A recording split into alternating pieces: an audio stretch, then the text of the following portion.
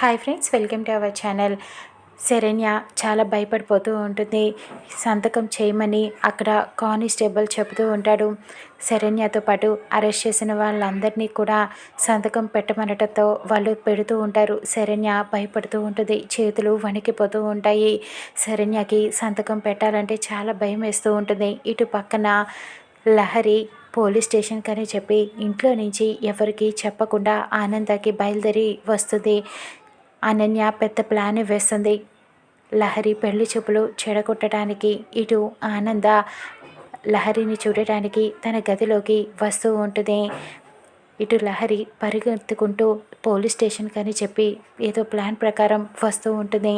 ఇటు శరణ్య భయపడిపోతూ ఉంటుంది. సంతకం పెడుతూ ఉండగా అక్కడ లేడీ కానిస్టేబుల్ చెబుతూ ఉంటారు, నువ్వు సంతకం పెట్టనవసరం లేదు అని అనటంతో ఎందుకు అని అడుగుతూ ఉంటుంది. నువ్వు సంతకం పెట్టొద్దు, ఎందుకంటే నీ గురించి ఒకళ్ళు ఫోన్ చేశారు, పెద్ద మనిషి ఫోన్ చేసి నీ ముందస్తు బెయిల్ని పిటిషన్ పెట్టారు. వాళ్ళు కోర్టులో ఫైన్ని కూడా కట్టేశారు. కాబట్టి ఇంకా నువ్వు ఏ సంతకం పెట్టక్కర్లేదు, వెళ్ళిపోవచ్చు అని చెబుతూ ఉంటారు. ఇకప్పుడు శరణ్య ఆశ్చర్యపోతుంది. నా గురించి ఎవరు మాట్లాడింది, ఎవరు అలా చేసింది, ఇదంతా కూడా ఎవరు, వాళ్ళ పేరేంటి అని అడుగుతూ ఉంటుంది. ఇకప్పుడు కానిస్టేబుల్ చెబుతుంది, ఎవరో దర్శన్ గారట అని అనటంతో శరణ్య ఆశ్చర్యపోతుంది. ఇదంతా చేసింది దర్శన్ గారా? అంటే నా గురించి మొత్తం తెలుసుకున్నారా?